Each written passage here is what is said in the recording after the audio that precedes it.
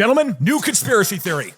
Tylenol. Tylenol was announced yesterday by Donald Trump and RFK Jr. to be the cause of autism. If you are a pregnant woman, you should not take Tylenol because it will cause autism. Right. Trump directly said, do not take it. Do whatever you can to not take it. Now, some people are saying it's not real. They're saying Tylenol isn't going to make you autistic, okay? There's a scientist who, look, in Sweden, they did a thing with like 2.5 million children. Not enough. And not enough kids to count. And it showed that if look, normally you only have 1.3% of children who are autistic, okay? But if the pregnant women take it, right? They take Tylenol, the big drug, 1.4%, okay? 0.01% increase. There is an association between Tylenol and autism. Now, that doesn't account for the fact that if somebody is taking Tylenol, that by definition means they're sick. And so there could be other factors going on, okay? No. And that's what would be called a causal relationship, where if you take Tylenol, then this thing happens. We don't know if that's the case, but what we know is that they're kind of near each other in the bubble. Doug, it just doesn't make any sense. It doesn't add up. That just doesn't make any sense. My president stood up on stage and told me that this was a direct link. He told me the Amish have no autism. Because they don't take vaccines. They don't take Tylenol. And they don't get diagnosed for autism. But again, that's not... What I'm wondering, though, is every week there's a new conspiracy dropping. Does it connect? Does it? So we've been here for 2 days straight without sleep, coffee, cigarettes, and Red Bull. Because this Tylenol thing that Doug stumbled on has sent us down a real rabbit hole of American conspiracy theories over the years. And I think we found something that might link them all together. But first, we need to go through and point by point, see if there's any truth to any of these. We need to go back, way, way back to 9/11. I want to start with our childhood, okay? What is the granddaddy? We should point out, each of the three of us, we do believe one of these conspiracies, okay? We've done deep research into these conspiracies. Into all of like the biggest ones, okay? We're going to cover them all. We're going to connect them. And all right. So, and I'm not even going to reveal which one, but like unironically, we all believe one. Well, it is true. Obviously, one of them's true. Obviously. And they might all be true. I will say, be wrong. I remember as a kid, I would get into my grandmother's medicine cabinet, crack open that little white bottle, and then all of a sudden my Thomas the Train set was all over the fucking room. I mean, the way you collect CSGO skins has a strong link to Tylenol. Dude, I'm pounding it. There was that one episode where you were you barely spoke, and because you said you had taken Tylenol, you had just done a red eye from Japan and hadn't slept, but it was the Tylenol. It's like, which one of it could it be? Could it be the lack of sleep, which everybody deals with all the time, or the half a bottle of Tylenol I had taken on the plane? Have you seen all the planes cause autism? You know what else planes cause? I'm so excited to hear about 9/11. Hold on. Don't blame the planes. It was the people. That's the Tom Cruise defense for 9/11. Nobody was blaming the planes. Don't blame that. How can it be a plane problem? How can it be a plane problem? Nobody caused it a plane problem. If everybody had a plane, if everybody had a plane, our buildings would be safe. You could knock the other planes out of the sky. Yeah, that's actually a good point. 9/11, for a lot of us, it was an extremely formative moment in our young lives, millennials and older Gen Z. And because of its proximity to the rise of the nascent internet, is one of the first truly online conspiracy theories that was spread with message boards and forums and other such methods of delivery. So I wanted to go back and I wanted to look at this 9/11 conspiracy theory. For me, this is personal because I have a brother who had a tattoo that said, "Skate fast, eat ass, Bush did 9/11." That brother is now Aiden's financial advisor. That was exactly what my next question was.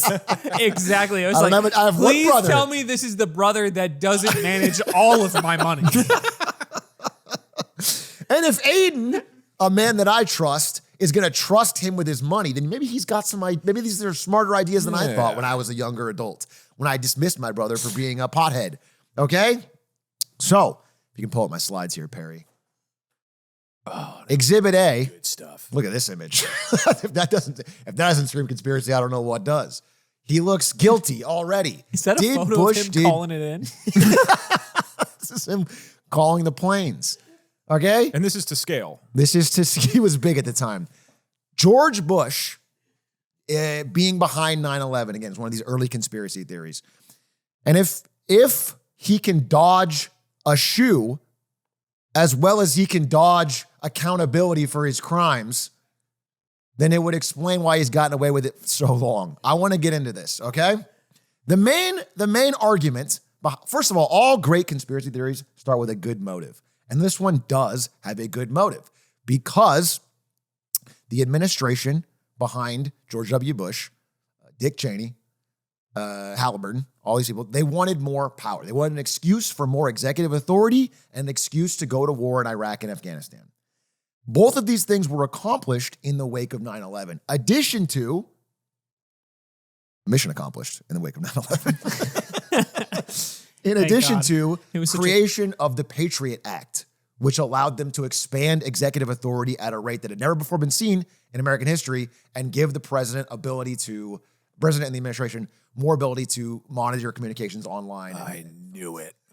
By the way, I love this background because it just says protection, prevention, enforcement, protection, prevention, enforcement, prevention, enforcement. An increasingly smaller font for no reason. I don't know who designed it or did the graphic design for that, but this is a real screenshot from the announcement of the Patriot Act. The doubters are feeling pretty stupid right about now. So that's the motive, right?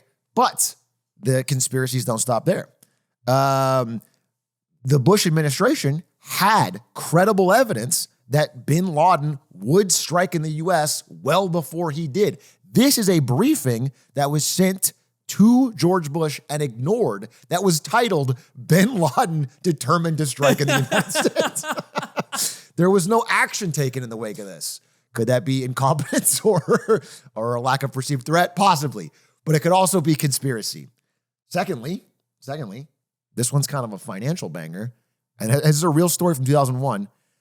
People in the days prior to 9/11 made statistically significant large put options bets on the two airlines involved in 9/11 and made massive financial profits and then laid low before collecting the profits.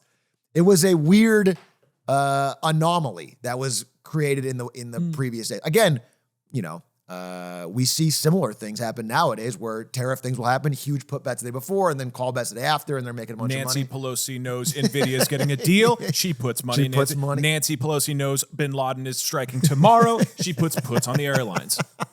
I wish I had an image here of Pelosi just decked out in gold on 9/11. Thank God it's all coming together. So some people did make huge profits from this loss, implying that somebody had advanced knowledge. Additionally, the core argument that is from day one, I remember hearing this as a child in 2001 and 2002. Jet fuel can't melt steel beams. Okay, I have a question here, Yeah. okay? One of the things as we all research conspiracy theories that I realized is that it's very hard to find people who are supportive of the conspiracy theories. Yeah. You go on a mainstream media website and it's all like the debunked theory about vaccines and autism using clearly falsified evidence is totally false. Yeah. And they don't say, well, here's why. They don't go into it, right? So I've never heard, really, you got to break this down for me. Jet fuel steel beams? Yeah. The idea is... MSNBC won't even tell me about jet fuel and steel The beams. idea is that, this is the first time that a fire has caused the collapse of a steel building of this size. And so the planes didn't knock the towers down. They just hit them and then started a fire. That was the idea. So the theory from conspiracy theories is that there was explosions. There was planted charges in the building that caused it to explode upon Bush's call. Yep. This is the idea. Now, if you were to try to, I think it's a rock solid thing. If you were to try to debunk this, Don't both sides this, all right? we don't need to. I just want to give these the woke, And then let the people decide for yeah, themselves. they can decide for themselves. We're just asking questions. Right. Is you would say that the jet fuel doesn't have to literally melt the steel beams. The impact plus the heat weakening the steel beams would be enough with that much weight and tonnage above it That doesn't. to cause a systemic collapse. It sounds stupid as I'm even saying it. So I'm not kidding. A friend of mine, I remember himself. His name was Abdul Kareem. Okay. And in 5th grade, we had to do presentations in class. I don't remember why or like what the subject around, but his presentation for some reason was counteracting the jet fuel steel beams 9/11 like conspiracy theory. He wanted to explain why the towers had collapsed in on themselves, which was way beyond the pay grade of the fellow 5th grade students that were in the classroom. I'm dead ass. I remember it. I remember it so clearly because everybody was in the class and he's just explaining like basically the building flaws of how the World Trade Centers were built and like why they collapsed in the way they did. And I'm 11 years old listening That is to this. insane. I know he was a really smart kid, right? He was like I remember he's one of the highest performing kids in the class, and he's giving us this presentation on how the Twin Towers collapsed in on themselves. It was insane. I was watching Fairly Odd Parents at the time. I know. Yeah. So maybe it's on the jet fuel. However, the conspiracies don't stop here. There is some more inconvenient truths, Aiden. Mm-hmm. The BBC so there was 3 buildings. People don't know this. There's the 2 towers, and then there was the 7 World Trade Center, which is a smaller 47-story building nearby. I thought you just said 3. There's 7 towers? No, it's called 7 World Trade Center. That doesn't make any sense. And this is odd because the BBC live reported that 7 World Trade Center had collapsed. By the way, it wasn't hit by a plane. It still collapsed, which is odd. And they reported that it collapsed while it is still standing in the background. They reported that it collapsed before it actually collapsed, which implies that it was all part of a planned rollout. Yeah. So I just want to be clear here. Yeah. So in the world, because you fully endorse and believe I fully this, endorse and believe this, yeah. Of course. So in the world of the conspiracy that we're living in here, they've let the BBC news reporter in. That's right. That's right. That's right. She's deeply complicit. Bush called her first. But like they read the script wrong, right? Yeah. Is the idea? Yeah. They started the broadcast too early. She started the broadcast too early. And so let's rephrase that. Bin Laden was late. That was the one part. I love the idea of like they couldn't count on the laziness of Bin Laden. They had everything kids don't planned work out anymore. the chain of command. It's like it's one of the most important covert operations ever to be accomplished within the history of the developed wored. Yes. But you make sure that all of the BBC is in on it. They sent them the talking points, yes, and then the BBC messed up. You know what's funny about that is if you just watch what happens, you don't have to send any talking points. Yeah. You could just That's an interesting you point. could just have them report on it. So why would they have been handed talking points? Me handing the talking points before the towers go down. So you're gonna say that the 2 towers fell down? No. I know you could just watch them fall and then say, it's like, but we'll make sure we feed you the talking points about the most prolific terror attack in American history. I didn't know the tendrils of the deep state extended to the Lemonade Stand podcast. Call me Deep State Cock. If I may. I didn't know the deep state had an agent on our podcast. I'm just saying that if I was planning a devastating terror attack on my own citizens, I wouldn't leak it to the BBC. And that's why you don't have the drive that George W. Bush has. And I planned for this. Stop the terror. I call upon all nations to do everything they can to stop these terrorist killers. Thank you. Now watch this drive. God. That's excellent. Man, I'd fall into hell and back. I would fall into hell and back. And so I don't know that I can trust you on this one, Aiden. I think if he copped to it right then, like if he said, yeah, I did it. And then he said, now watch this drive. I think I'd let it go. So, I mean, those are like the key high levels on 9/11 conspiracy. I don't know if you guys have others if you've heard from your travels, but believe me, I'm convinced. I think what you said at the beginning was the important part, right? Is this rode the wave of, the first time where the internet is really the vehicle for spreading the theory around, right? You could go on, YouTube a few years later and you're watching 9/11 documentaries. Yeah, a lot of kids watched that growing up. Yeah. And I think that is an interesting reflection on the time we live in now when so many of these things can spread around at such a pace. I feel like the density of conspiracy that we have now is so much higher. And I think you have the next one we want to jump to, which I think is a great example of how the internet helped kind of fan the flames of this. Heard of a little miracle drug before? Ivermectin. Take it every day. Now, during Take it every day. COVID, let's get to modern times, right? Modern conspiracies. Okay, I gotta say something. Wait. Yeah. I'm worried because you actually do lick salt licks, take horse electrolytes, act like a horse, eat horse oats.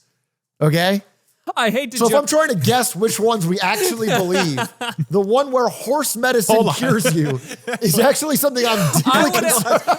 This may or may not be the one. I'm just asking questions about Ivermectin. I'm just asking questions. Okay. I'd jump into Doug's immediate defense here.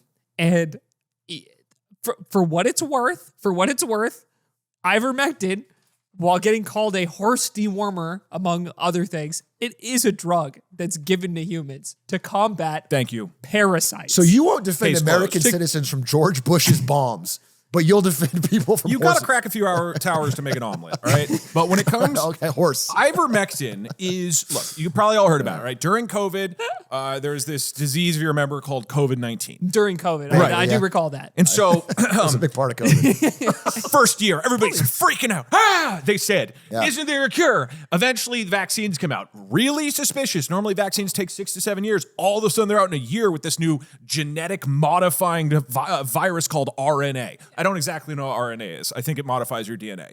Rina. And so all the pharma companies are getting backed by the government, and they are going to come in and inject you with this new vaccine that's scary. But what if there was a nice, simple way to stop COVID from affecting your body? What if we already had it? What if we already had it? Okay, so early in COVID, a bunch of Australians do a study. Okay, this is early 2020. And they do a study, and you can go look at this study right now, and they show that in vitro, so like in a scientific setting, if you have COVID-19 cultures and you put ivermectin into it, it actually stops the COVID-19 from replicating as much. You might wonder why. It's a good question, because ivermectin, what it does, it's been around for like 50 years, is it stops like parasites, like worms. So it's for stopping worms. And you might wonder, why would a drug that humans and animals take to stop parasitic worms, why would that stop COVID? Right. Because it was a parasite all along. Just stop asking questions. So now there are... Because of the majesty of horses. The quote from the Australians is, ivermectin therefore warrants further investigation into possible benefits for humans. Okay, so a little nugget that we get to go off of. All right, maybe this is something. Now, a lot of additional science starts to follow up with ivermectin. Is this dewormer that a whole lot of people take actually going to help with COVID? And the studies are over the next 2 years. They're not working. What they do show, though, is that it might do something in really high doses that aren't safe for humans. So we're not taking enough. And so that was the problem. Conveniently, This is like if you add enough lanes, you solve traffic. So gets back to my, I would say, life's thesis, which is, yes, ivermectin in a human dose is now shown pretty thoroughly by a lot of studies to not do anything. Brett Weinstein goes on Tucker Carlson. He says there's communities around the world that are safely using ivermectin and it's helping them. And that was true. That there were communities in Peru and India who were saying it was helping them, who years later have now said, yeah, sorry, that wasn't working. And the studies now show it doesn't do anything. But the big thing is that a certain study showed if a high dosage is applied, and conveniently, ivermectin is for animals, and you don't need a prescription for that. So you can go to the store and buy horse quantities of ivermectin. And so a whole bunch of people went and just self-administered ivermectin. Joe Rogan, Tucker Carlson was talking about it, and the government didn't want you to know, okay? Now, there were 25 cases at the Oregon hospital in 2021 alone where people were hospitalized due to excessive ivermectin because they were taking horse quantities. But not for COVID. But at least I didn't get COVID. Didn't get COVID, I noticed. Also, I've been to the hospital for COVID. Never saw a horse there. never saw one horse. Not one time did I see a Not horse in the one time did I see a ICU. horse in the ICU waiting in line. a lot of people like saying chump. stupid shit like, oh, Doug, stop having the horse electrolytes. As long as you increase the dose, that's when it's effective. So you're slowly building your tolerance for horse-related ingestions. And that way, when COVID-20 happens, you're ready. You're the I'm only ready. one ready. I'm like that movie Limitless, where my whole bloodstream is just full of it already. I will be these one horse left standing. It'll be me and the horses, and the rest of you guys will be laughing, dead. Holy fuck. So look, There's ivermectin. a super fan of Doug here who is just loading up on horse electrolytes and this while you're up there. ivermectin. Yeah. Okay. Connect them somehow. Yeah. I think they are. So look, here's how I would connect these things. Yes, the evidence doesn't show that ivermectin does anything anymore. And yes, if you take a high enough quantity that might theoretically help you, you're probably going to go to the hospital. But this is another thing the pharma industry won't let you talk about, Atrioc, okay? Because they prevented you from even talking about it. The tech industry stopped you from even saying ivermectin could be useful on Facebook and Twitter.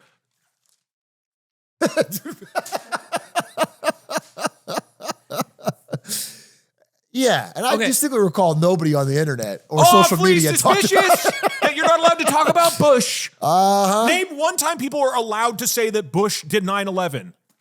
Can't remember it. I can't remember. a That's time. why we are the podcast to break this news. It's finally. It's been it's been suppressed for so and long. YouTube is allowing it this time. We'll Thank God. explain why. Okay, so If you're watching this right now, save the file, save the video. Please. And save our memory because they could be coming for us. I want to add something on to the ivermectin thing. Okay, add it So on. I remember like 6 months ago, I was like, you know what, maybe I need to dig into this. Like, not as in like I was looking for answers of how to deal with COVID-19. I was like, what is the, where or what are some of the arguments from the people who are still saying that it was like a valuable thing to take at the time? And there's this, I think in the wake maybe of the Australian study that you mentioned, there's this study that claimed like clinical use in Egypt that claimed like very successful results in like patients with COVID-19. This was early on during the pandemic.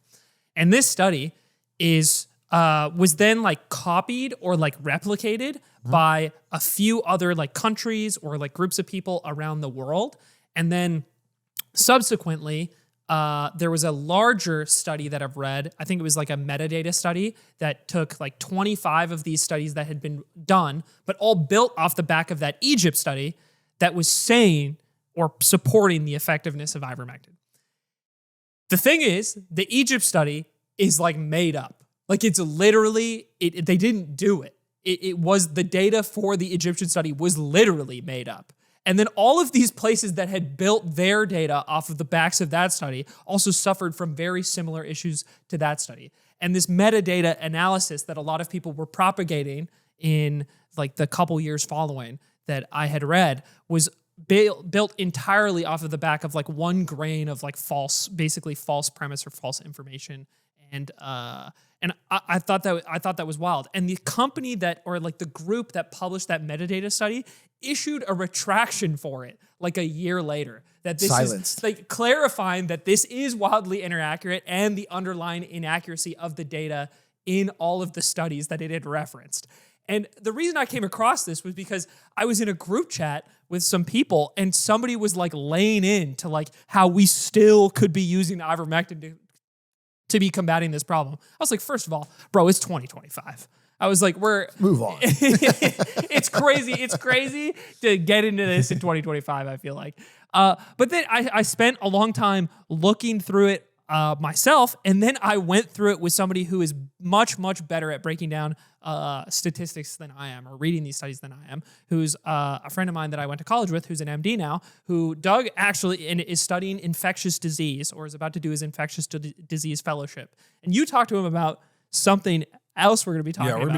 We're going to be talking about autism. But I think through this whole process, something I had the realization of was, I think when you take the time to look up studies and you feel like you're looking at something that supports, like so clearly scientifically supports this angle that you're approaching, I think something I personally struggle with is I often don't have like the scientific or statistical literacy to like break that down on my own, right? Yeah. So if I encountered that metadata study, this does look very convincing. It doesn't feel like I'm reading like some article from, maybe NBC or MSNBC, and I think it's like super partisan and they're not telling me the truth, right? I'm looking at something that feels very professional in its presentation. And if I don't look at the follow-up that happened a year later, I think that whole process of looking through the Ivermectin case specifically gave me actually a newfound empathy for people who do have the conviction and believe in these things so fully. Because if I didn't have easy access to a friend who could really break down the details of these studies for me in a way that I can't even really echo through this podcast very well, it would be hard for me to even challenge my friend who is presenting it to me. And I think that it's something to consider as people navigate things like this, is like there's things that are a little more outlandish that maybe, I'm sorry, I know you're sold, but I don't think Bush did 9/11. It doesn't seem, it's not as comprehensive as QAnon, and we'll get to that. I was just kind of wrestling with that idea. Is like, I think people that stumble into these rabbit holes or believe these specific things, especially in recent years, or especially related to something like medical, it's very understandable how people lock into some stuff like this sometimes. Yeah. I will say, as someone who is now a conspiracy theory believer after this podcast, Yeah. And just while you were talking, and I was just thinking of the easy, funny thing to say in response, everything has an easy counter. If you tell me the Egypt study was fake or was not real, I go, that's a lie. If you tell me the metadata was debunked and it was taken down or retracted, I go, they were buried. It was hidden by the deep state. That's what's awesome. No matter what you say, it's actually really easy for me to fucking keep my worldview locked in. That's such the hard. I was watching a flat Earth debate before this to educate myself. Yeah. And naturally, because I was like, well, I look around me. Earth's flat. It's pretty flat. Far as the eye can see. But in this debate, it basically boils down to that. It's like any piece of evidence or longer, more complex explanation that is given to the guy who's like diehard about flat Earth, he can just say, that doesn't make any sense. Like think about it. That doesn't even make any sense. And that's the way of like escaping the engagement with the other side. Kyrie Irving is better at basketball than you. And so if he says the earth is flat, I'm already fucking sold. And I don't need your Kyrie, doubter. if you come out to the weekly pickup game, I'll back whatever you fucking say. I'll back whatever Kyrie, you come on the fucking pod. say. Talk to the flat earth. Look, there's a real problem with censorship, okay? Now look, Tucker Carlson with ivermectin. They tell us the vaccine is the only answer, but why aren't there more treatments? Turns out there's a number of promising drugs and drug combinations emerging that could treat COVID, including ivermectin. The media hate this, right? So if you were to believe the truth, which is that this is a sort of large global cabal, the government controls these things, that the instant that some of these conspiracies start to really take root, especially in the last 5 years, the technology companies prevent you from talking about it. Brett Weinstein starts talking about ivermectin, gets demonetized. People on Facebook or Twitter have posts removed because they're talking about ivermectin. Now, let's say ivermectin was really beneficial. Why would they do this? That's right, the pharma companies. Big pharma's trying to control it all, and that's the argument. Or Can you pull up my screen? Or I think it's so fucking devious how Pfizer did all this insane global cabal only to have its stock drop over 5 years. That was also the deep state.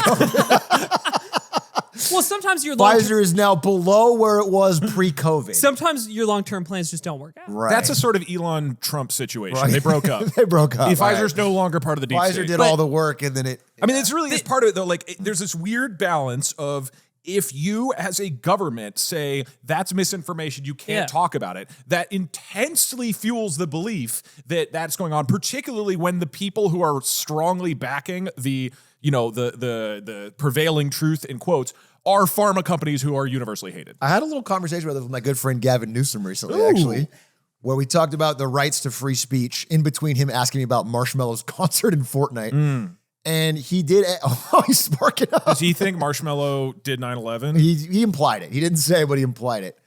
And he basically said, he asked, trying to put me on the spot, where do you draw the line on what you take down and what you don't? What is the situation that's dangerous enough? Because if you take something down, you fuel the fire. Who draws the line? And different parties come into power and the other side gets really pissed. Is Jimmy Kimmel worthy of taking down for misinformation around Charlie Kirk's assassin? Yeah. Or is this person down for misinformation over COVID? Yeah. Where's the line drawn? I want you guys to look me in the eye. Yeah. Okay. I want the audience to look me in the eye. And I want you to think about this little thing called Occam's razor and what you just said. Because I think a lot of people think that. Truly, whether it be ironically in a podcast studio or, for real. What else would the government, if say the grand conspiracy isn't true and they aren't trying to hide anything from you and they're just trying to do their best to minimize the public health risk as best as possible in these unprecedented times, wouldn't they also do the same thing? They would also do the same thing. They would moderate messaging and try to limit the perpetuation of something that is notably harmful or ineffective. That's what I want, I think, and whenever you think about this conspiracy theory stuff, whether it be one or the other, whether it be Bush did 9/11 or whether it be ivermectin being effective against COVID, think about if none of the conspiracy theory was true and it was just a bunch of people trying to do their best, would it produce the same situation? To me, that's Occam's razor with a lot of these things. I agree with Aiden. Mossad cut Occam's throat with a razor. And I'm glad we got to the bottom of that. Let's go deeper. Occam didn't hang himself. Occam did not I gotta hang put this out. himself. I don't know how to smoke cigarettes. All right, just for context. All right, before the episode started, as Atrioc held up a cigarette, he asked me, "Do you light the filter side or the tobacco side?" This is media misinformation. Neither of Two my of my co-hosts co-hosts are have now any part of the deep idea how to state. smoke a cigarette. I am the last sane voice left in this information economy. Dude, you're gonna throw up. Have you ever smoked a cigarette? Oh, okay. I'm just bad at it. Oh, gotcha. just bad at It is a skill. Yeah, you lose it unless you use it. This reminds me of something that I forgot because I was deeply lost in your eyes as you smoked a cigarette at me. Let's move on. It's reminded me of my grandparents' house growing up. Just the smell? Yeah. Wait, can I throw a couple at you? Before we have some more deeper dives. Yeah. I want to throw a couple conspiracy theories at you. You can get your quick takes. All right. We talked about flat Earth. I think we're all in A little agreement. bit. It's flat. It's definitely flat. You just look Out the around. window. Even in a plane, looks flat. Even a plane and looks definitely pretty flat. look around you within the distance that you can see, and definitely don't look through a zoom lens at a boat that goes over the horizon. Definitely don't do that or anything. I Just think it's look really around. funny that we figured out the Earth was round thousands of So years long ago. ago. We didn't even have pictures from space. So long. Back then, I could see believing it's flat. I'm surprised it held up. I I look think around people even exaggerate that part though. People talk about us collectively believing the world was flat way more recently than we actually did. We figured out the world was round so long ago. Yeah, but I wonder when it became mainstream Probably in 2020. and when it became woke. big media, the big bloodletting companies, they didn't want you to know. Guys, what about aliens built the pyramids? What are you saying on this? That's the one you believe. You're looking. He looks pretty convinced. No, be honest. Well, you Aliens take built the razor to pyramids. it. It's humans are gonna lift that. It's what That's a heavy stone what block. else? What else could it be? They fucking threw slaves and human suffering at it until they fucking built them. That doesn't seem think right. so. That doesn't seem right. It doesn't. That's not how big blocks work. Also, it You is just put weird. more Okay, stuff I on went The to box Vegas is just too recently, big. It's very similar to software. You can't just throw more people at the problem. and the Luxor is a pyramid that doesn't look nearly as nice as the pyramids in Giza, despite having 2,000 plus years of technical advancement. I do. Why is that? I don't believe in this one, but I do think aliens built the sphere. They did it recently. Aliens came recently and they built this sphere. That makes a lot of sense. What about Area 51? What about it? What about Does it exist? it does exist as a base. I think Are it there exists. aliens on it? Have we made contact with aliens, Doug? I think the Or aliens Aiden? one. Do you have any initial thoughts? I actually do have a strong thought about the aliens one in general. I want to hear your thoughts. Culturally, we're very entranced with the idea of finding Earth somewhere else, Yep. right? And we have so many pieces of media about it. We seek life on other planets in our solar system, or imagine what conditions they could live under. More reasonable. More recently, there are very serious efforts or ideas of microorganisms existing on Mars during a couple billion years ago when the conditions could have been could have made them exist, right? Or Europa is one of Jupiter's moons and it's covered in ice and has oceans under it. There's a question of is that environment capable of creating life under it? However, the idea of finding like comprehensive, intelligent life to us is really, really unlikely. For I've heard two prominent theories. Okay. And why it's so unlikely that any of it would have touched anything within our human lifetimes as like a human race timeline while we've been alive on Earth. But you do believe there's aliens out there. It's based on the law of large numbers, I think like right? Infinite universe. Oh, absolutely. I think there's absolutely like life elsewhere in the universe. The idea that statistically we're the only planet. Doug, what are you saying on that? I imagine us, like us three. Yeah. We, in our lifetimes, had access to interplanetary travel. One of the things I would want us to do is travel, find other alien life, build a pyramid out of big blocks, and then leave. And fuck with them. Yeah. And just really fuck with come them. back thousands of years later. Yeah, just fuck with them a little bit, but like keep our existence a total secret. Yeah, so it makes sense to me. Yeah. Actually, build the pyramids, then 2,000 years later, fly around a little bit at night. Right. Like, in grainy you photos. let them gestate. Like, yeah, you give them a plant little, the seeds. plant the clues. I mean, that was the basis of our entire civilization, right? That does make Everything, sense. microchips, Red Bull, it all comes from the pyramids. Well, thanks. Thanks to Little Gray Men for this one, because I need a Red Bull. The two interesting theories I've heard about are the like time, kind of the time scale theory. So something we forget about is it's not just like distance and the amount of space between you and other places where life could exist or life could be traveling, but the time period that the universe has been around and the time that it will be around. You're not just accounting for like being able to find the other place that alien life exists at, but also finding it at the same time period that you exist in. And because time is so unfathomably long, like time, there's so much time in the history that comes before and after us. The likelihood of us existing at the same time as another intelligent species that we could encounter is just so unlikely. Have you heard the theory of like the Great Filter? Yeah, and that's Where the other one. Every society eventually gets to a point where we kill ourselves. Nuclear war or underpopulation or overpopulation, whatever. Right. So every society is reaching that point, and so nobody ever actually makes it to intergalactic levels. Yeah. They've all filtered out, and we're headed that direction. Yeah, and I think I was going to mention that as the other one, but I think it ties into the other one, right? Is like your species has to exist and get past that threshold. You have to get past the filter and exist for long enough to find one of the other ones that also does it.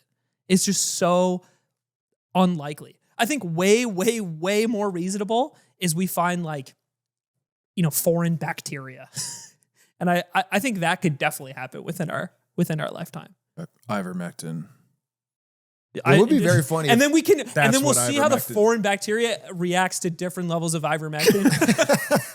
and then we'll give the bacteria COVID. We're going to create COVID-40, dude. And It's going to be like a horse-related bacteria from Mars that Elon Australians Musk put brings a back. bunch of alien bacteria and COVID and ivermectin into a box. Okay, wait, one more This is what we space learned. one. One more space one, and then we should talk about What, QAnon. QAnon? We should talk about QAnon. Yeah, let's go. We'll get real. We'll talk Okay. about a serious one. Okay. Moon landing faked. Believe or no? We're locking in on conspiracy theories today. We're figuring them out. Moon landing faked. Okay, here's the problem is that Defend it. if you believe, as I do, that the government is controlling all these things and connects them, right? Yep. Why would they hide the aliens? Because that would get them the ultimate power, right? If you are a government and you want to be in total control, the best possible thing you can do is be like, there are aliens right now. We got to rise up against it. That is the most unifying thing. Even I'm more assuming so the aliens than are telling them they can't do that. to who? The aliens. The aliens are telling. So the aliens deep are state. okay. So we are saying it's not just pharmacy. Dude, I love It the goes conspiracy above guy. I that can to deep defend any state. conspiracy Government theory. leaders. No, this is the beauty of Above conspiracy that, theories. there's another figure. Oh, the aliens told them they Like, couldn't do that. It's so The much aliens- easier for me to disprove facts than it is for facts to like work. They have to work so much harder. I can just throw out a statement. You have to go like, well, So working theory is there is somebody above the deep state who is above big pharma, right? That's yeah, our current one. Big Okay. pharma into But the it's- deep state into the aliens. Sorry, Okay. I just Yeah. want to follow Yeah. that guy who's able to bully big pharma and the governments is beholden to the aliens still. I just want to track To someone. correct. To someone. Or part of the aliens. only part. All right. I mean, if you don't believe moon landing was fake, I guess. I mean, I don't believe the moon landing was faked. I remember I watched Jury's a out. really good, and this is, it feels silly to cite a YouTube video in an episode about conspiracy theories. It's the only thing you can cite. But I remember watching a really, really good video where this guy who had worked in film for a long time, he was an older guy, basically built the case that it would be more expensive or improbable to have faked the moon landing at the time in the way that they did than to actually have gone to the moon.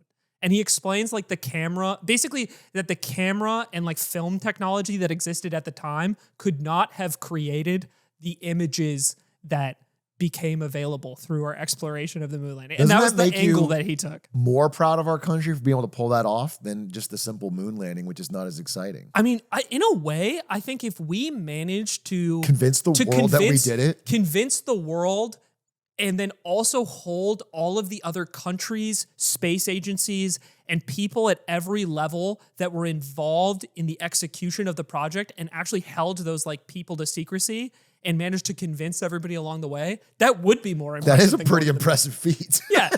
If that's true. Makes me more patriotic. If that was true, then I'd be like, we're more fucked than I ever thought we were.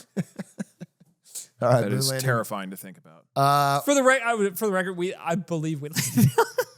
Oh, hold on. The jury's still out. Don't get ahead of yourself. What does Q think about the moon landing? I'm so interested in QAnon. Okay. So just separately. Yeah, no. Just yeah. Non sequitur. Just you are interested in QAnon. I didn't even know we were talking about this today. I just wanted to. Sorry, go ahead. So we got a great graphic for this one. Q. He's been the source for a lot of our stories in this podcast, but now you've taken a deep dive. Well, I mostly get my information from him. Yeah. So I don't want to piss him off. There's two. Okay, so QAnon is a conspiracy that came to, popularity mostly during like 2017, 2018, 2019. And it became surprisingly mainstream. And I want to start by saying that QAnon kind of originated from a different conspiracy theory called Pizzagate.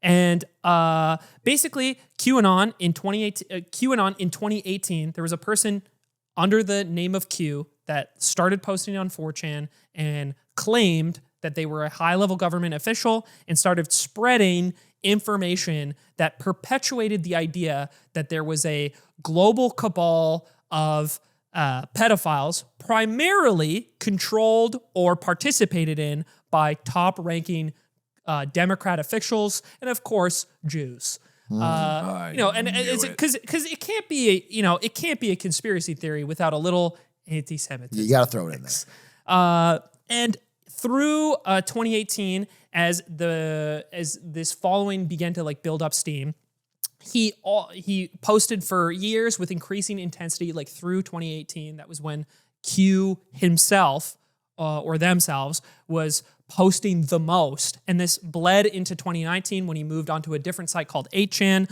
until his account on that site was like compromised and 8chan was taken down. And then the conspiracy theory at that stage had become so mainstream and popular that other people sort of started to carry the message and the theories in different directions. So he is it's this anonymous user who's posting more and more information that supports this theory, that it's all a bunch of pedophiles at the top. Yeah, and it's important to fall back. I think the reason I wanted to explain this one was I remember kind of being around or like at a certain point, like browsing 4chan when Pizzagate was being perpetuated.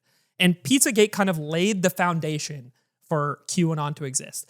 Pizzagate was something that started from initially leaked emails of Anthony Weiner on Twitter, where a user, a right-wing like Twitter user of some kind, I can't remember his account specifically, basically said that Anthony Weiner was participating in some sort of like pedophilic. They mean like a code, right? All of his emails. That's not yet. That's not yet. Okay. So this is Anthony Weiner's emails, and he's Anthony Weiner, who was involved in a ton of different sex scandals around his political career. I think was an easier target for this sort of thing.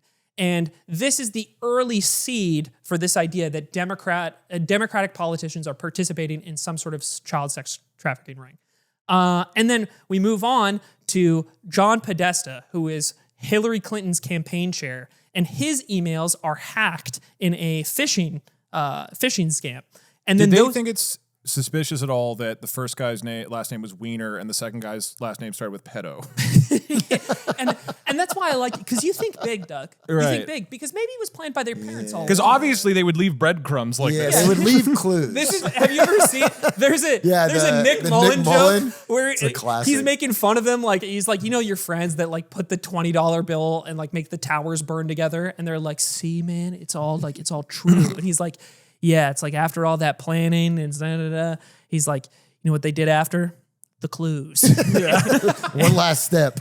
One last step. We got to lay out the clues. You gotta lay out the clues. And so Podesta's emails are, I would say, the big inflection point for this, because his emails are published by WikiLeaks. People read through them and then latch on to phrases within those emails like cheese pizza, and refer those phrases to things like child pornography, and build out the idea around this specific DC pizza joint that a bunch of officials have like either named or said they're ordering pizza from, that there is a child sex trafficking ring in the basement of that pizza place. And I remember reading about, my friend told me, was telling me all of this at the time. And I remember going and reading 4chan threads about it. And like investigators on 4chan are like taking pictures from the pizza joint's Instagram that show like families or like kids there, and like using it as evidence for that there's like kids trapped in the basement.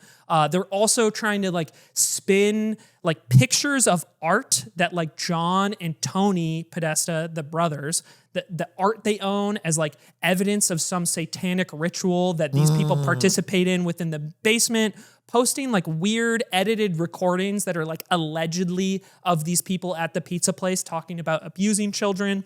And all of that was circulating at the time. And this is like the bedrock for the idea that all of these people, Hillary Clinton included, for some people it included Obama, that they were all complicit in this child sex trafficking ring attached to this pizza place. And then, they enjoyed grabbing a slice before doing it. And naturally, in the conspiracy, is there actual pizza there as well, or no? I mean, they did, you know, because you gotta. It's a cover, but they, So Obama had to have a slice. I think what happens is like in 2016 and 17. Another thing I want to touch on briefly is I remember when I was reading this stuff that people were strongly connecting it to stuff like Epstein, because people knew a lot about Epstein's crimes already, because he had already been to jail once for stuff that he had actually done. And he was known for having like high friends in high places, particularly that there had been proof of Bill Clinton traveling on Epstein's planes at different points in time, right? So people see that connection. And then I think just because Bill and Hillary are married, people like have a very easy jump that like this is all part of the same thing. And then Q is taking an audience online, primarily from 4chan, that is like very, very primed to believe in this stuff, and then kind of capitalizing on this idea that he's a figure of like knowledge and authority. And I think the real power of his conspiracy theory at the time was he actually didn't post many things explicitly. There's a handful of things over the period of time where he was posting. It's all pretty vague, right? Yeah. So like there's maybe a few times he would make a claim that was like directly disprovable, right? Like he said Hillary Clinton's like about to get arrested and flee, or like John Podesta is like going to get arrested on this date. But outside of specific claims like that, which were pretty rare, most of the time, because he kept it vague, it's like an astrology thing, right? Yeah, you can always fill it in. You can always fill in the gaps and deny or like shape it into some sort of story. And I think a lot of people who were reconciling QAnon's capture of the mainstream in like 2019 and 2020, probably, like if you've talked to anybody who believed in this stuff, you can see that the individual often believed in very different things from their counterparts. I remember there's a very good interview at like a QAnon convention, I think by Channel 5, where he's talking to a bunch of different people at like the QAnon gathering, right? And they all have wildly different takes on how this cabal works and what they do and why they do it.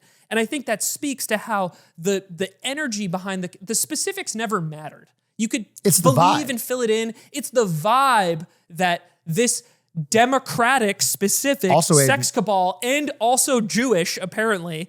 That's how good science is done, okay? Bunch of different theories all coming together at one thing. They're trying them out. They're putting them together. Yeah. Okay? It's a scientific and they build kind of this weirdly, I wouldn't say cohesive, but beautiful tapestry of a belief. And I think this lost some steam. It lost some steam when like Q was no longer the main person posting, and like the message, because it was no longer centered around him, was just around all these random like podcasters and figures that were like in this right-wing sort of media sphere, like saying the election was fake.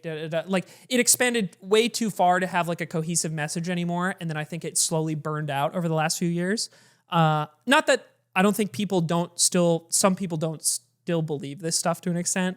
But how's the pizza joint doing? The pizza joint, I mean, Some I don't guy know tried how to shoot it up, right? So I don't know how it's doing right now, but like a guy broke in, he like shot open the door and like came in to like save the kids. The owner's got a ton of death threats. Like this did have a very tangible negative effect. He like goes down to there is no basement. He's like, where's the basement? Yeah. He's like holding him at gunpoint, asking to find the basement. They open the closet door, and he's like freaking out. Yeah. God, that'd be so weird to be robbed for something you don't have. Yeah. He's like, what do you want me to do? Open the door to the basement that isn't real? Like you, and then he's angry. He thinks he's saving the fucking kids for real, right? He's trying to be a hero. I think the main message I wanted to walk away from this from was if you, perhaps unfortunately, as I was around for the origin of this theory and remember reading it and being there at the time on 4chan because my friend told me You're about on it. 4chan too much. Huh? You're on 4chan too much. You're going to believe this shit in 2 years. No. I mean, like, I don't go on 4chan regularly. But I thought it was interesting to like read it at the time and see like, dude, what the fuck? Like these people like believe this, or like, where is this coming from? And seeing that it takes for an idea to take hold so heavily in the public's mind, it actually does have a very long trajectory to it. Like there needed to be an audience like introduced and primed to it and sort of like groomed into the full-fledged, insanity of the theory that So there was grooming going on. executed in 20 in a way. There was the grooming of the going mind. on. You know what it reminds me of is, because it's around a similar time, it reminds me of the GameStop conspiracy. I think these conspiracy theories have a couple key factors to them. And one of them is that your enemies will all get punished. It provides this group, you against the world, and there will be a reward for you at the end. And these things all come together to make it very appealing. And like the GameStop thing was like, there's these evil hedge funds. By the way, nobody likes hedge funds. They are pretty evil. But like that they have some secret thing. And once we hold strong and don't sell GameStop stock, it will go to $1 million a share. We will bankrupt all of Wall Street and we'll be unfathomably rich forever. Like the core of it has these tiny nuggets of truth that is then way expanded and creates a story that can never be broken. But same thing with GameStop, like it just fades over time because they make promises that don't, like they say, they just lose too much tomorrow gas. this will be $500 a share. It will happen. And then it doesn't happen. Well, now I need it to be next week. Oh, but it can't hold forever. Dude, I probably the biggest disappointment that a human being, like if you rank the most disappointing experiences a human being could have, I would put in the top 5 that if you spent 7-8 years on 4chan deeply soaking in the pizza sauce that all the Democrats are pedophiles and they're hiding it, and then Trump gets elected and announces the Epstein list isn't real. That's got to be the worst feeling. Like it's the longest edge ever, and then Trump's like, no, I'm not getting you off. Wait, this is what did we talk about this on a Patreon episode? This is exactly what I was saying. It was like the Epstein thing is something that Trump never actually leaned into very heavily or never talked about himself very much. Right, yeah. But he's paying the price for an audience that has been primed for a payoff over the course of basically a decade about this stuff. Because if you're one of those diehard people, all of these things have been intertwined for so long. And you are waiting for your God King to finally give you the fucking cookie. Yeah. And he's not, it's like, why can't I get the cookie? Well, I mean, even though he didn't personally push it that much, like Cash Patel and Yeah, Pam, everybody around him was like, Yeah. we're gonna get this out. And then suddenly they're all switching. So it's just like a really frustrating thing for someone who wants to see Hillary Clinton. Hillary Clinton specific. In jail. Yeah, it was her and Epstein. Those and those fuckers who run that little pizza shop. Yep. I want to see them all locked up. I don't have too much research on this because I'm afraid of getting killed. But there was, there is a deep conspiracy theory around the Clinton body count is what it's called, which is that Hillary and what's funny, I said this on stream and they thought I was talking about the number of people they had sex with, their body count. Oh. Like, Hillary Clinton's had a lot of sex. No, the body count in that Bill and Hillary have murdered systemically journalists and people over the years. I wasn't able to do a deep dive on it, but they could be killing people. Jamal Khashoggi was in the Saudis. Bill chopped them up? Bill. That's crazy. I mean, we know Bill's got a body count of at least one. That's for damn sure. Ayo. Sheesh. So I just want to talk about dead internet theory. Yeah, tell me about it. Okay, this one is wild. This may or may not be the one I actually believe in. Dead internet theory is a conspiracy theory. It's not proven, but the idea is that the vast majority of the internet now is just bots. It's bots talking to each other. It's bots on the social media. It's bots making blogs, and everybody's probably had an experience like this. So I found a study that Berkeley did. If you pull this up, Perry. They looked at 1.2 billion posts, and they used a couple of what I will say are like a looser definition for what a bot post is, but still reasonable enough. And they found that their estimate is in 2019, about a third of the internet, 35%, was bot-generated content. Now in 2025, it's about 60%. Jesus Christ. This is across everything. 2/3 of what you're seeing on the internet is just from bots. And obviously a big part of this is the advent of ChatGPT, right? Because now it's incredibly easy to have it post very compelling looking stuff. They found that it's largely coming from Russia, Vietnam, and the Arab Gulf states. I don't know why those. I don't see why those countries would have any interest in I have no idea shaping the narrative on social media. I don't. So the follow-up, though, what's weird about internet theory, the dead internet theory, by definition, it's kind of hard to find good data, right? And so people have very different, let's say, conclusions on it. So London Cyber Lab did one, and they found that their estimation is that human share is actually about 80%. So only 20% of the internet is actually bot-generated content. Pretty different from what Berkeley said. And their thing, one of the quotes is, the platform filters remove roughly 96% of AI spam. And they say Reddit is only 15% AI spam. So their idea is look, the platforms actually do a pretty good job of ending it. And then a Yale study, similar thing, they basically said 38% of posts on Facebook are by bots, but they only get 7% of the engagement. And so what that means is yes, there's an enormous amount of bots generating stuff, but you're not really seeing it. And so there's different ways to interpret this theory. And so I just kind of encourage people based on these numbers to remember as you're going around the internet and you see people arguing or whatnot, and it feels like everybody is at boiling point. I just encourage you to remember, all of this is fake. I made up all of this with an AI this morning. None of these websites are real.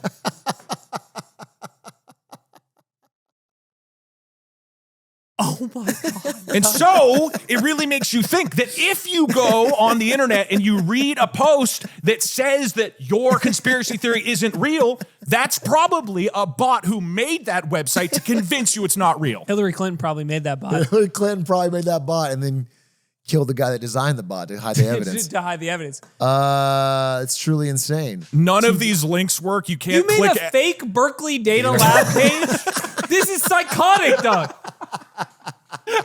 I was reading this, and I was like, oh, this is kind of good. This means that even though there's a horrid amount of bot posts, it means as humans, we're seemingly relatively good at not engaging with fake content, and then you fucking rug-pulled me? It's so funny, because I was going to push back. I was like, because when I see a post on social media, here's the thing is, human beings are using ChatGPT a lot to write their posts. Yeah. So that's a human being, but it's written like a bot. Yeah. So how would they possibly know the difference between a human being doing that and someone just tasking ChatGPT? There's no way. Well, according to my fake website. I don't trust your fake website. That's exactly what I was thinking. They have a whole section on validation. Human annotated gold sets and adversarial holdouts from 2022. We cited 15 different papers that don't exist, by the way. Dude, that's been happening. The lawyers that are in court and they're citing court cases that don't exist, never existed, and the judges are looking it up and being like, Yeah. "You're gonna get disbarred." That shit's crazy. That is crazy. Look at this graph. It just Viral says, cluster it says impact. core, and then there's just a bunch of.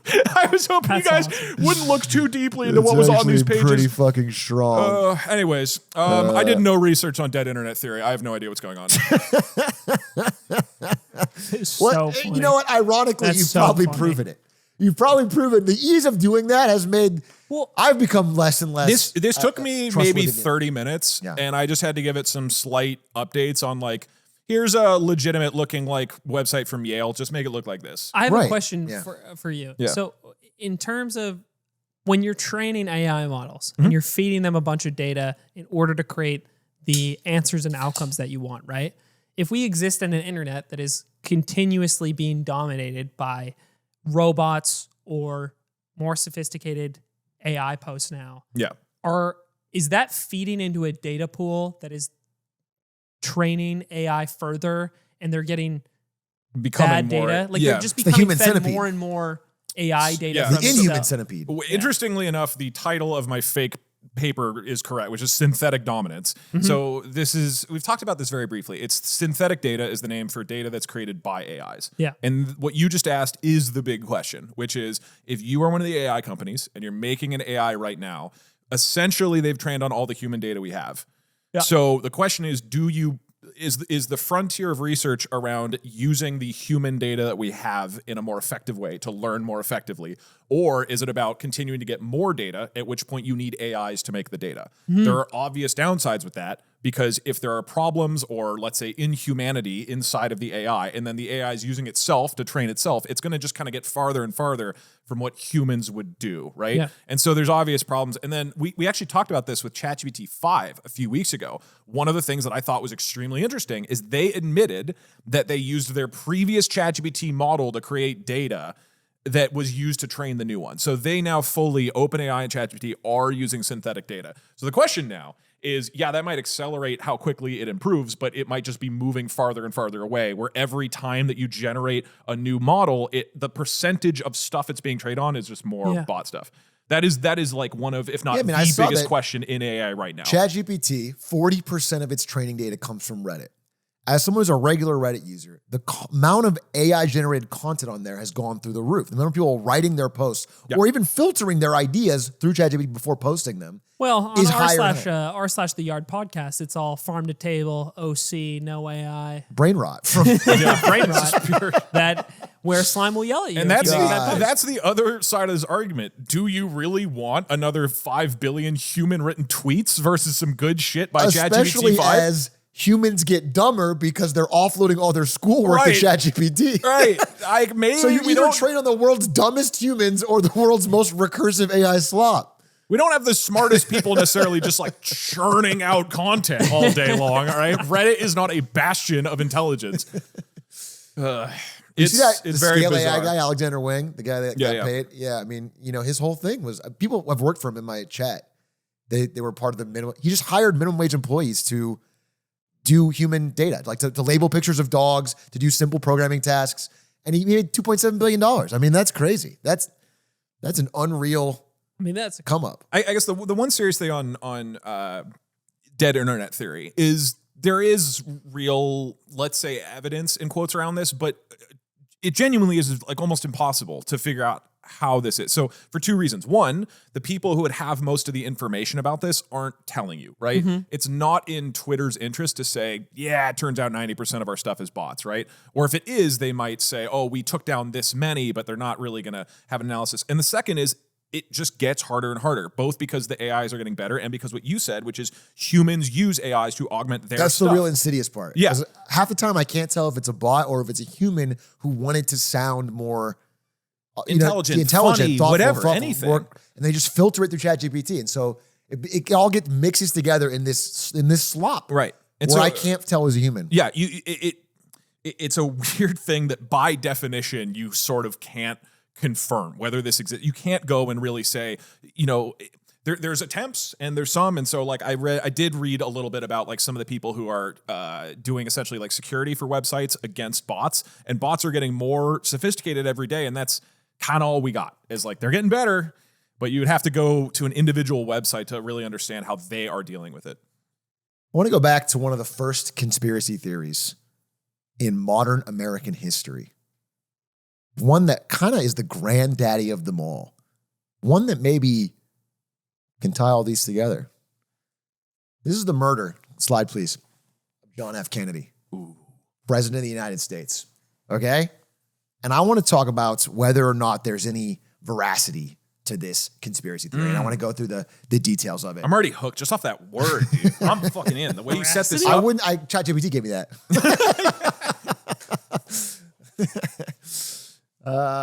John F. Kennedy. All right, I'm going to give you the high level again. Motive. Means, motive, opportunity. That's how you determine whether there's any truth to this. Motive.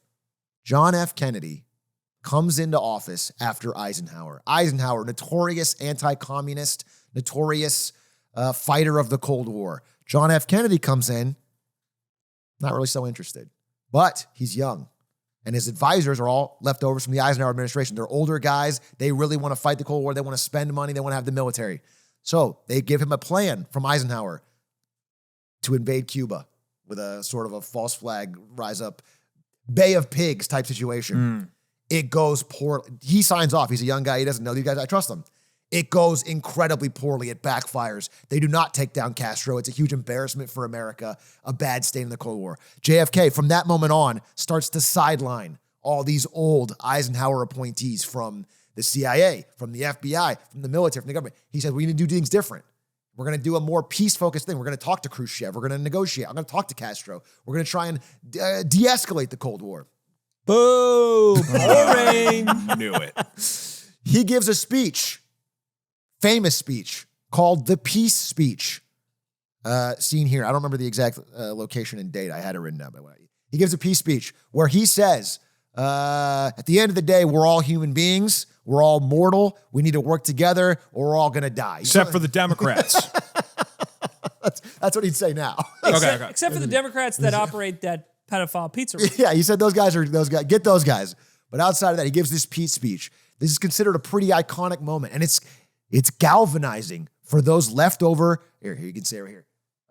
June 10th, 1963, the peace speech.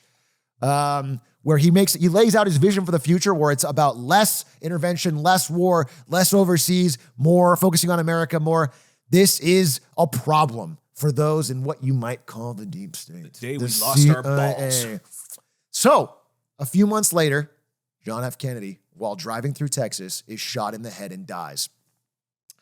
And, The conspiracy is he's still alive. Dude, he's with Tupac.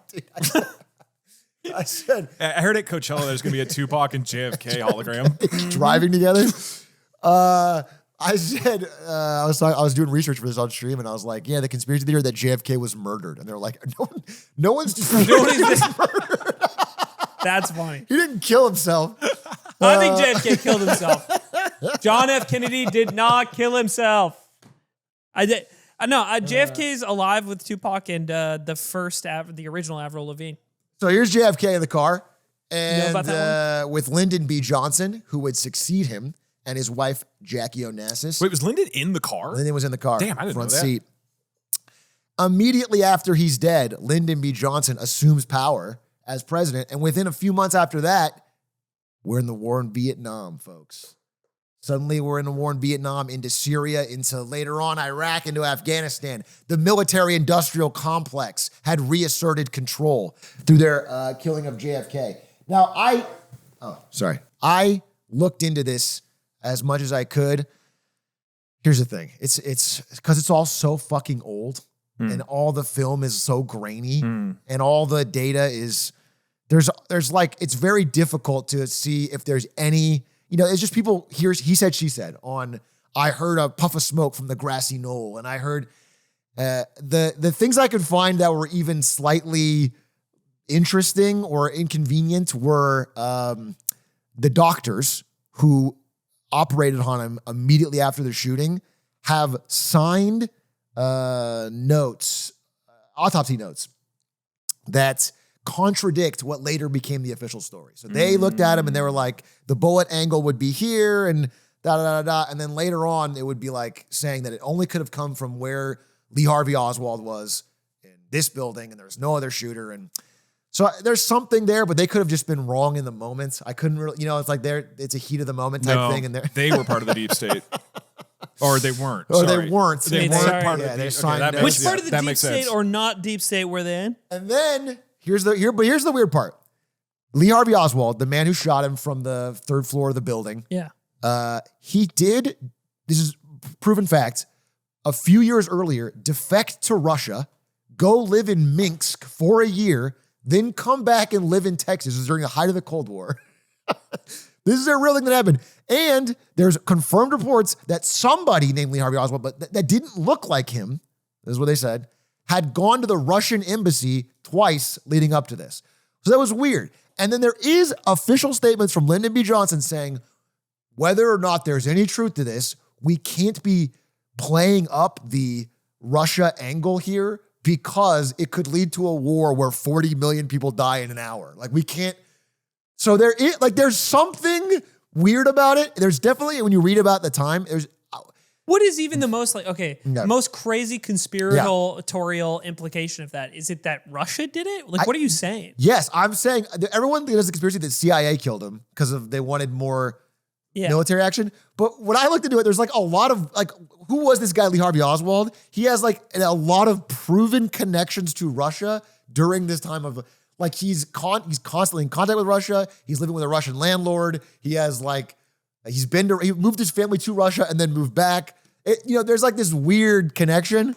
It could also be happenstance. He's a crazy guy, or he's very pro-Russia supportive and then shot separately. But, I don't want to ask too many questions. I don't like to think critically, but is the idea that Russia killed Kennedy or that he was hired, but was it a collusion between the government? It could also be a lone conspiracy? Actor who, Nobody's conspiracy that he was working for the conspiracy U.S.? normally is that the CIA. Oh, fuck. Okay. Yeah. Put them up. That's the normal one. Well, I think it's the ones I've heard. This is the first time I've working heard for the Russians. Yes, dude. Yes, dude.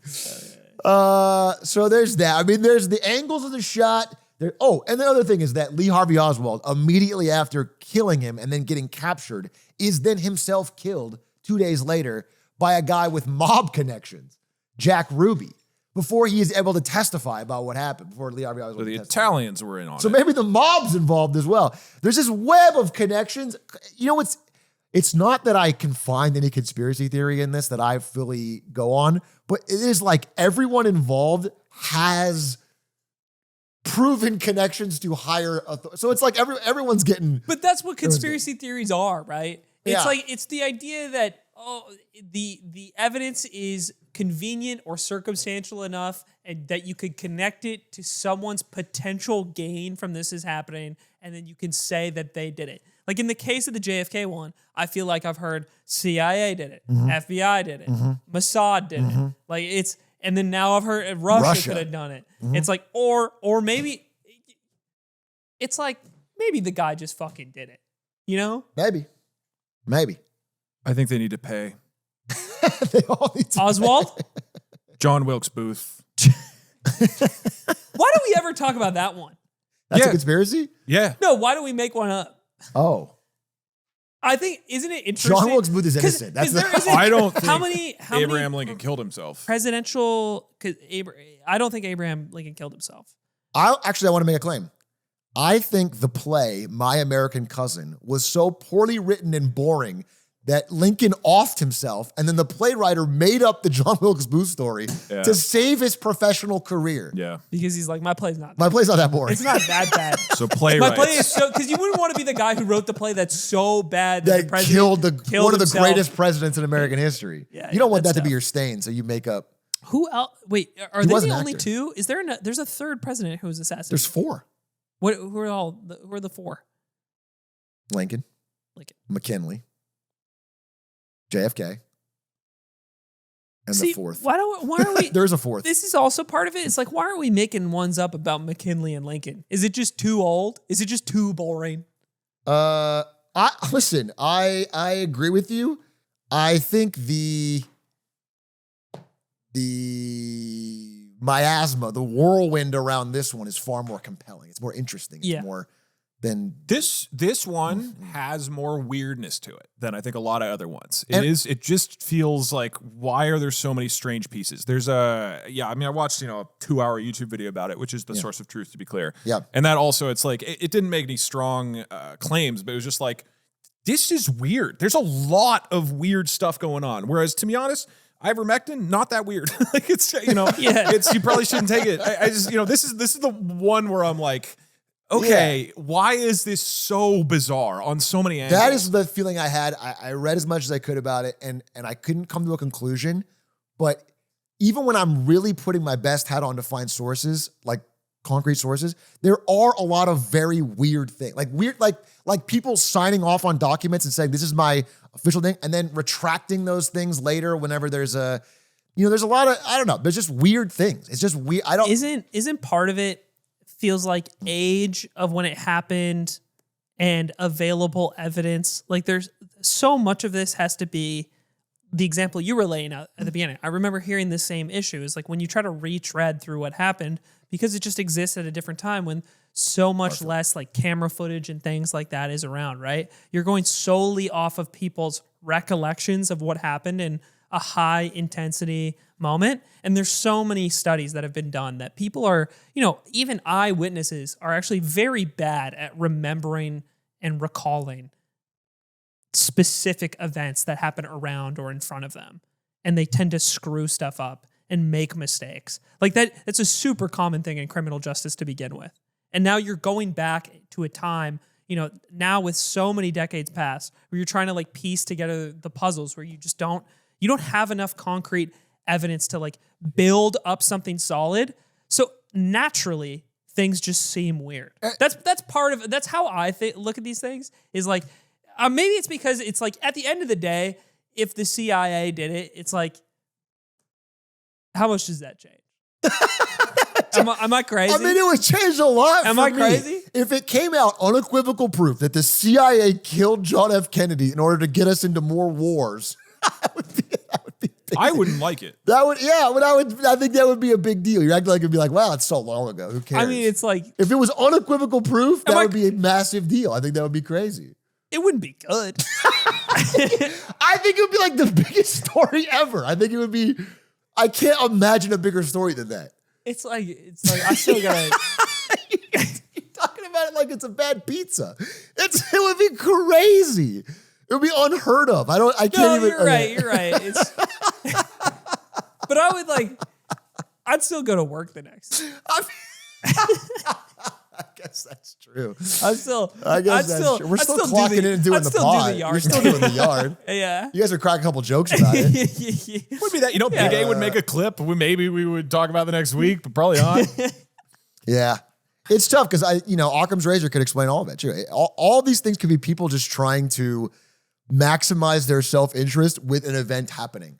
I have a question. Do you know, because there was two, let's say, very high-profile conspiracies that the current Trump administration was like, when we get in power, we're unleashing it all. One was JFK, one was Epstein. Yeah. We're currently 0 for 2. 0 for 2, yeah. Is there any follow-up, as of 2025? Why haven't they released the JFK files So they yet? did release the JFK files, but a lot of them were still redacted. Yeah. Who are they trying to protect? That's what I had a question. No, I'm not saying that as like a funny joke. Who are they trying to protect at this point? That was sort of my question. Is like, what is the point of all the hullabaloo around stuff like that when you get to release it with a bunch of stuff redacted anyway? It's like, oh, Mickey Mouse is finally public domain, and you find out it's just Steamboat Willie. That's a step in the right direction. Yeah, they released 10,000 new JFK documents, but despite 10,000 new documents and a huge hungry audience of content creators and conspiracy theorists and YouTubers, and they had nothing new to say, really. It was all basically what had already been said, and anything new was redacted. So it was a shocking nothing burger, but it did lead to a lot of new books being released, which was interesting. I think it ties to the biggest. The one of our lives. The one of our lives. Autism. You put autism up on the board. The face of autism, William Gates. I just looked at it. If his mom hadn't had so much Tylenol, he would not have invented Microsoft. All right. I have done a deep dive into vaccines and autism. I think we have all in our lifetimes. I would argue this is maybe the biggest conspiracy theory, maybe alongside Epstein, of our lifetimes. At least one of the biggest. At least in terms of people changing or their behavior yeah, or like one of the actions most in our life. It's impactful right now. So, vaccines and autism, if you are like me, you've probably heard many times, vaccines are obviously safe. These kook heads are just absolutely why the science is settled. And so what exactly are vaccine skeptics, obviously like myself, saying? So there are really three core things. It's not just this, I'm sure there are some people, but for the most part, it's not just like vaccines are scary and bad. There's three things that they specifically are trying to kind of like push. So one is the MMR vaccine. This is the measles, mumps, and rubella vaccines. These are pretty shitty diseases that kids get. So since the introduction of these vaccines decades ago, you know, this problem has largely gone away. They've eradicated measles and mumps, or at least until recently. Yeah, it's coming back. Very large. What I like about this conspiracy theory is that it's pretty apolitical, actually. There's like the crunchiest left-wing California mom, and then like the most southern, you know, NASCAR watching right-wing guy. Yeah, and they both agree that we shouldn't give their kids vaccines. Yeah, for they measles. both have kids with They're measles. kids with measles. 9/11 and vaccines really reuniting the partisan sides. I think a quick interjection to add on to that. I saw a map that it was showing the vaccination rates in children in grade school right now. And it was interesting to see how apolitical the map was. So some of the states with like the highest rates of vaccination still are states like, I think Alabama, I think Missouri, and then other states that have lower rates are states like California, or there's just like not a simple, typical political trajectory that you see across issues like this for this specifically. And I thought that was really interesting. Yeah. So yesterday I chatted with Aiden's friend Sam, who's a resident in infectious disease. He's an MD, right? And like deeply researches this stuff. And chatted with him about some of the core theories about why vaccines might be dangerous and why they might cause autism. But also now broadly, there's this concern. Maybe they're causing the chronic diseases that are growing every year. So I think let's start with some ground truth. One, there is truth that chronic diseases and autism rates have skyrocketed over the past few decades. It is true that the number of chronic diseases and the number of autism diagnoses, at least, has massively increased. Now the number, at least that was said yesterday by Trump, is 1 in 31 kids. That used to be 1 in 20,000 a couple decades ago. So what used to be this extremely obscure thing is now we all talk about it all the time, everybody being autistic. Like it feels like it's, 1 in 5 or something like that. Of course, the caveat here is we don't know what causes autism. And also the way that we diagnose autism has massively expanded. Turns out not a lot of people went to autism diagnoses 50 years ago. That wasn't a thing. And so as you expand the knowledge and awareness and the people who are diagnosing this, you massively increase the number of people who are autistic compared to before.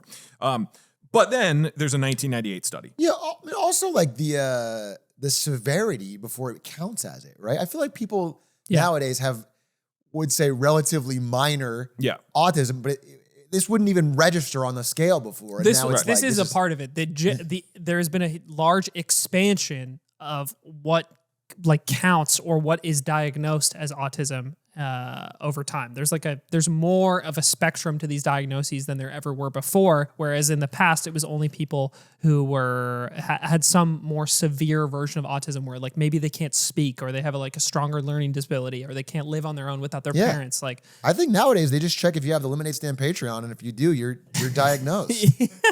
They just let you right in. And if you have more than 10 messages in the Lemonade Stand Patreon, dude, lock me up. Your mom loved Tylenol.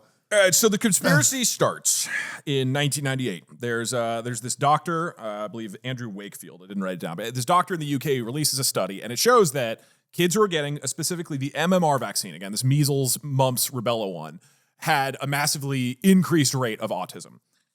It turns out there's only 12 of these kids. That is a tiny, tiny study to insinuate that vaccines are likely causing, in his conclusion, gastrointestinal issues that are then causing some sort of mental change that is causing kids to have this. It also doesn't help that he was invested, had stake in another company that was making a competing MMR vaccine that was about to come out. So he had a little bit of a stake.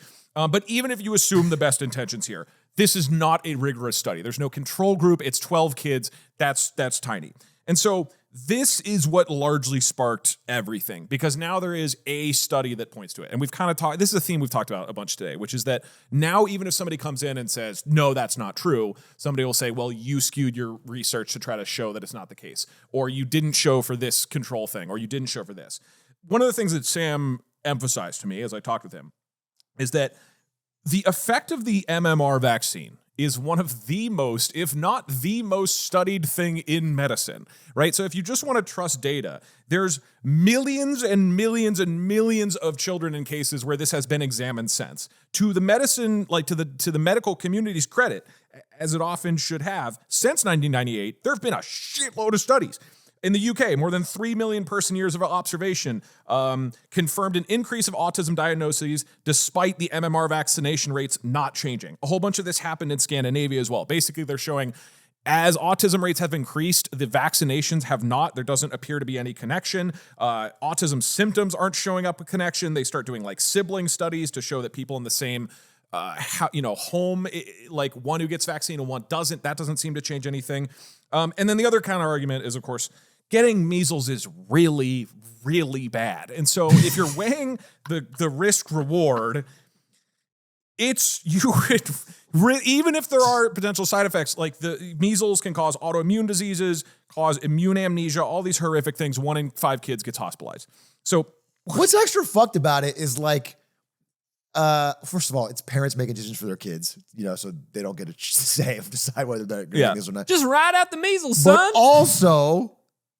But also, that's too partisan. Do a crunchy liberal California mom voice. Son, I'm listening to you and you're listening to me, but I think you need to ride the measles out. Can they be a couple now? Honey, stop doing that woke nonsense with our son. He will not be getting measles. Jerry, stop yelling at our son. I'm trying to watch the NASCAR. We'll speak to him like you would another adult. All right, honey. We're still in love, though. It's actually a beautiful relationship. It's beautiful. And the kid is stuck in the middle.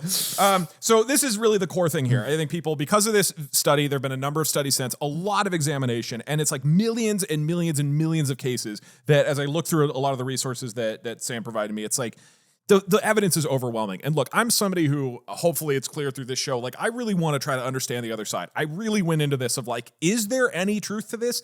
And man, it's I don't know how much more data you can get. It's one of those things of we're pretty sure that it's still fine. This is one of the most studied things, man. So it's hard to believe it. Every time I've looked into this, it's it is kind of this giant truck versus coughing baby. It's this study said that there's an increased rate of autism, sample size 12. And then a Danish metadata study of 4 million children says no. That's the thing. Yeah. It's just it's 1 million kids in Scandinavia, 1 million kids in Norway, 1 million kids in Canada. It's there's so much data on this that it's just this is clearly not the thing, at least from what I can tell. So that's one, is they're just saying, look, this particular vaccine is too much. And why are you combining all these together? Why are you putting measles and mumps and rubella into one vaccine? Why not spread it out?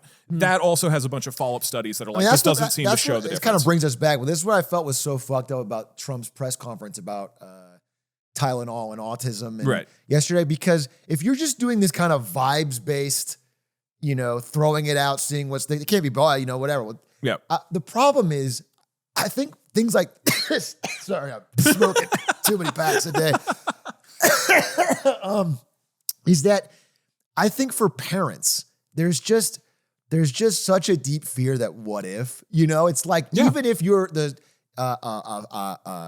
fact following, you hear all the studies, for a mom who's I don't want my kid to have autism. It's just I get it. Once it's in your head, they start getting, it's a fear that is irrational and it overrides 10 different studies. You can link me 100 different studies. It's just that even if you believe that, it just overrides the other. Why does it override the other part of this that is like, yeah, what if my kid gets measles and dies? What if that? That's the crazy part. And also the part that if your kid gets measles, it will spread to people who don't share your fucking beliefs. So now you've like brought back a dead disease. You know, it is a... Well, this is one of... I remember having a pretty serious conversation with Sam, who you talked to, about this a while ago. And when it was before Trump was elected, and it was when it was the idea that RFK was going to be put into the position he is in now. And one of Sam's greatest fears was like, with something like measles, which spreads, it is incredibly contagious. And we're lucky to be in a position where it's effectively been stomped out, or at least was effectively stomped out until more recent times, right? And the issue is that right now it's under wraps under a vaccine that is really, really effective, right? But you don't need the whole population to stop taking measles vaccines for this to become a problem. You need just a large enough chunk of people to stop giving their kids measles vaccines so that it's spreading around so often and mutating so quickly again that the measles vaccine as it is no longer effective, and kids who have gotten the vaccine start to get it more often, start to spread it around more often. And this, as like a US policy, could affect enough children in enough places that the risk of the disease spreads beyond the country itself, because the measles doesn't care about like, you know, it doesn't stop at the US-Canada border and be like, I wonder if I can get in. That was his greatest fear, is like you're at the beginning of a spiraling consequence that reaches far beyond the parents and families that choose not just to get their kids vaccinated. It affects potentially so many more people around you and around the world. Yeah. As funny as it is to laugh at dead unvaccinated children, as you always say. As you always say. We have an example in modern memory, which is COVID, right? And COVID kept mutating, and we get a new strain every 6 months that was like more contagious, more shit, right? And so we've seen this. If a virus just keeps spreading constantly, it'll change. And that's the fear here is again, not only the people are not getting vaccinated, on top of that, there's people who can't get vaccinations for whatever reason, if they have like, some autoimmune issue or something like that. And those people are protected by the high rate of vaccination and everyone else. Right, right. So it's really destructive. It's unfortunately incredibly dangerous and pretty sad. The two other points, because we've hit the core of it, but the two other, again, I think if you want to just understand the argument, why people are afraid, one is MMR vaccine. The second is mercury. So we used to have thimerosal, which is 50% ethyl mercury in vaccines for a number of years. That was basically to prevent bacteria from growing in it when it was being used multiple times. So you might think, why the fuck we put mercury in vaccine? Well, it's not the same as elemental mercury, but the name mercury sounds scary. So literally out of abundance of caution, American Academy of Pediatrics in 1999 said, let's just remove it so that people aren't even worried about it. And then that was taken as proof that there's mercury in the vaccines that is causing issues. And so like with many of the conspiracy theories, this didn't even have a real grounding in pain, in harm. But because they removed it, that was taken as a signal of, see, it's bad. And then last is the idea of just there's too many vaccines. And so you might reasonably say, okay, in 1980, kids got 7 vaccines when they're a kid. Now it's 14. 14 is a bigger number than 7. Okay? So holy fucking shit. Right? Dude, this is the bombshell. Right. Except the way 7 is more than 0. So we never should have done vaccines. That's true. The thing is, so a vaccine, you inject antigens into your body, meaning they're part of the virus, right? And your body learns to recognize those antigens, builds up fighters against them. And then when you actually ever get exposed to the virus, your body's ready to go. Okay. That was white blood cell. That's how they do it. So in 1980, those 7 vaccines had 3,000 antigens in them. So you were getting a very large variety and large dose of these different antigens that represented many different viruses. Over time, we've learned how to make those more effectively. So in total, the 14 vaccines now have less than 200 antigens. Oh, interesting. If you're doing the math, it's about a 15th of the amount of actual antigens going into your body now in those 14. So yes, it is true that 14 is bigger than 7. It is also true that 3,000 is quite a bit bigger than 200, but that's not the number people think about because they're not thinking about antigens. So, and again, with all of these things, there's a lot more you can go into. So these 3 elements, honestly, I really wanted to come in here and be like, is there something? And I don't have it, man. It seems pretty thoroughly God, I thought hate through. his lack of conviction. I really, yeah. So there's a couple interesting talking points before we kind of start wrapping this. One, what is RFK Jr. doing? There's a lot of, I think, fear around what RFK Jr., the new human health secretary at America, he is, for the most part, not saying people he's not trying to ban vaccines, so that's good. The couple things he's doing, he's trying to split the combination shots into multiple separate ones. As far as the science shows, that doesn't do anything, but if people take them separately, whatever, that should be fine. Well, it's just that they're less likely to take them now. Once you add the fear and say, well, you should take them separately just to be safe. And, removing at a state level, removing the requirements for your kids to have to take those to go to school. I think so requirements are being dropped. The population level recommendations of all parents should do this, that's now being dropped. But again, you still can go do it. He's saying we need to fully eliminate all that mercury from the vaccines. Again, never really did anything to begin with, but that one's sure, man, that's fine. He's replacing new leadership. So as of now, it seems like he's encouraging the mindset of make your own choice. He is not banning vaccines. It does not appear that he wants to. He has said, I'm not taking vaccines away from people. Everybody can still get them. So it's not the problem great. with vaccines, though, is it almost can't be make your own choice, because if enough people don't make the right choice, then everybody is impacted. Okay, so this leads to the second point, which is the unfortunate piece of this. Yeah. Big Pharma and the United States healthcare system blows ass, and that's not a conspiracy. True. They are conspiracy. It's great.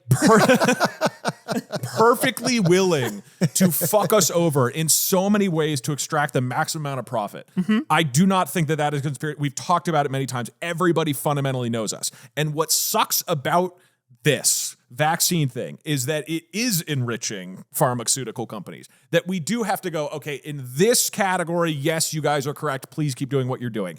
And it sucks when the side that you're trying to advocate for is a side that is universally hated, where there's so much evidence of how they are willing to fuck people over for profit. And then you have to go, no, in this case, it's actually fine. They're not forcing you to take the COVID vaccine for money. That's not, look, it's just literally the best thing. Ivermectin is not the solution. But when you've in your entire lifetime seen how shitty our system is, it is easy to question. It's what builds the resent and the distrust. It's what builds the resent. Allows, in the situations where it doesn't apply, to fester. Right. Yeah. It's what allows then when Facebook takes a post down.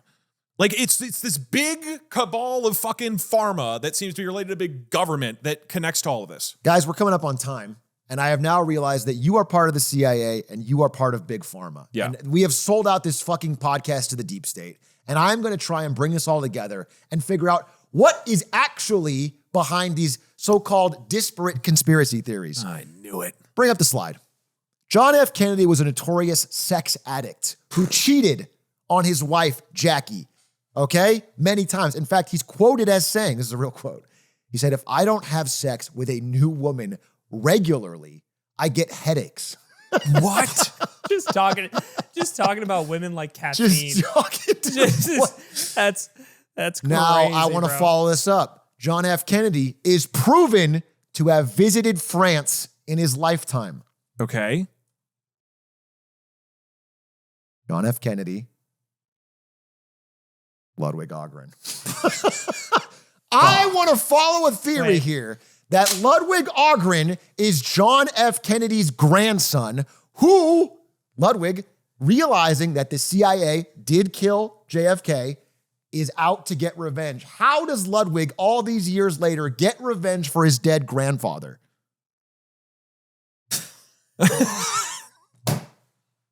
He gets in an airplane. He gets in an airplane. He gets behind the wheel. Additionally, He gets behind the wheel. who's creating more autism than the hosts of the Yard podcast? True. Okay. It all fucking connects. He didn't need to drive. Aiden's a pedophile with Epstein. It all connects. It all comes back to Ludwig Ahgren. I should take Ivermectin. You added that And one. Ludwig is writing the fake posts on it. What do you think Ludwig's content gets 1 million views? It's all bots. It's bots. Dead internet. Dead internet theory. internet. No way this guy's a famous content creator. It's all bots, dude. There weren't 2 towers. There were 7. Wow. And all of that just so I get called a pedophile on 2 podcasts. Thank God. Thank God. I didn't want it to let up. My boss is incriminated. This is looking bad. Ladies This might and take down the whole ship. Okay, lemonade stand curse. Something always happens dude, after we I'm worried post. about this one. Which conspiracy theory would you want to get an update? To get proven like within true? 10 minutes of this? I'd say JFK, dude. They dropped the unredacted files in 10 minutes. I think keep aliens, an eye out. Aliens, bro. I really hope that right after this we hear about a real life All right, alien coming down. I'm gonna feel okay. That would be hype, Yeah. and I will feel really bad if we post this episode and then I open up Twitter and I see a twit longer from Ludwig. I'm gonna be like, oh fuck, man, I was joking. Concerning the events in New York. Addressing the 9/11 situation. Dude, him on Mogul Mail, the 9/11 situation is crazy. Guys, it was a Oh different my God. time. I was new to flying. It right. wasn't on purpose. I hope we've pieced together Yeah, I hope something we've helped magical you for all guys. of you listening. I'll probably be unemployed after this week, and we will see you next Wednesday on another episode of Lemonade Stand. Question everything.